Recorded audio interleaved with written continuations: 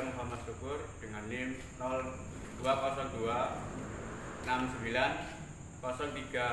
0021 dengan prodi Teknik Industri. Baik, di sini saya akan menjelaskan soal UTS, beberapa soal. Yang pertama yaitu bagaimana prinsip kerja proses destilasi dan sebutkan industri kimia apa saja yang menggunakan prinsip destilasi. Baik, saya jawab yaitu prinsip kerja destilasi yaitu suatu proses pemisahan dua senyawa atau lebih berdasarkan titik didik senyawa yang berbeda dengan cara memanaskan dengan suhu tinggi tertentu, kemudian menggabungkan uap yang terbentuk untuk ditampung di bawah terpisah atau distilikat. Ya, contohnya ini industri pengolahan minyak bumi. Dan yang kedua yaitu contohnya industri pengolahan minyak atsiri atau minyak dari tanaman buah.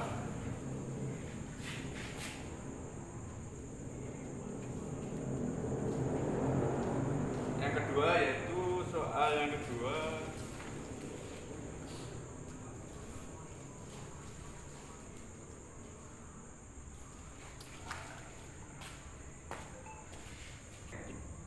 Baik, kita lanjut yang soal yang kedua yaitu pertanyaannya, sebagian besar industri kimia menggunakan katalis dalam proses produksinya.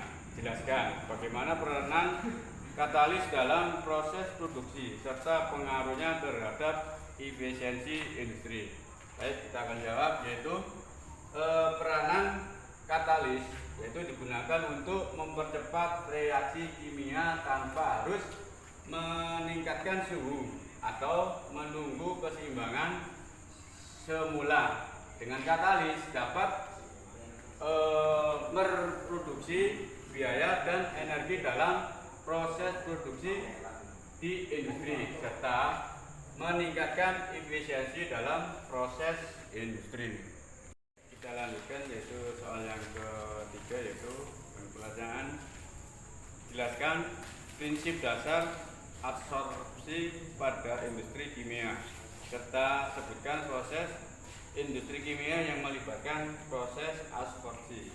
Baik, kita jawab yaitu prinsip dasar absorpsi yaitu suatu proses di mana fluida, cairan atau gas terikut pada suatu padatan dan akhirnya membentuk suatu lapisan tipis atau film pada permukaannya.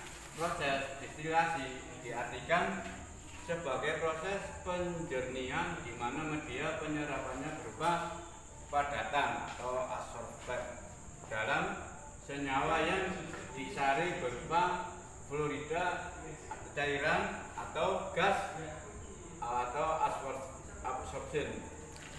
Ini contohnya yaitu penjernihan air dengan karbon atau arang aktif. Yang kedua contohnya yaitu proses penjernihan nira gula dalam proses pembuatan gula menggunakan karboaktif. Baik, kita akan lanjutkan yaitu yang soal yang nomor 4. Yaitu pertanyaannya, jelaskan apa kegunaan mengetahui tingkat bahaya bahan kimia dalam laboratorium.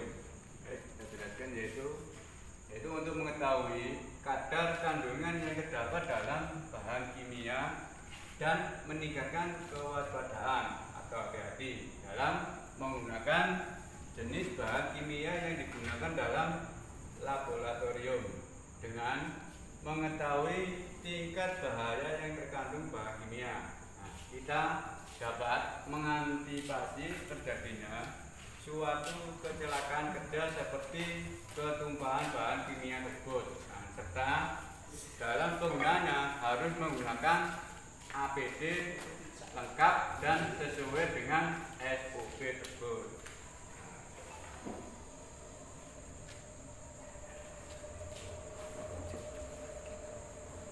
saya lanjutkan yaitu yang soal yang 5 dan yang terakhir yaitu berikan contoh penulisan label tingkat bahaya bahan kimia serta jelaskan arti lambang tersebut.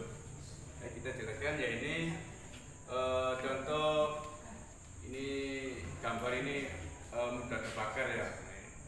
Ini jelasnya yaitu gambar yang mudah terbakar.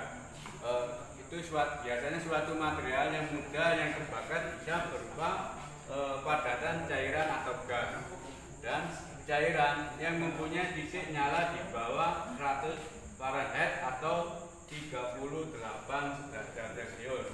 Nah, contohnya yang mudah terbakar yaitu aseton, benzol, dan metanol.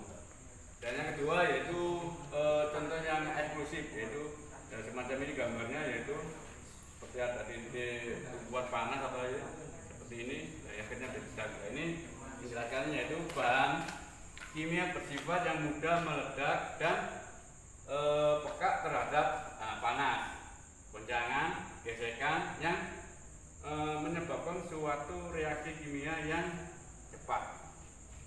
Baik, demikian soal dan saya jawab. Saya akhiri. Assalamualaikum warahmatullahi wabarakatuh.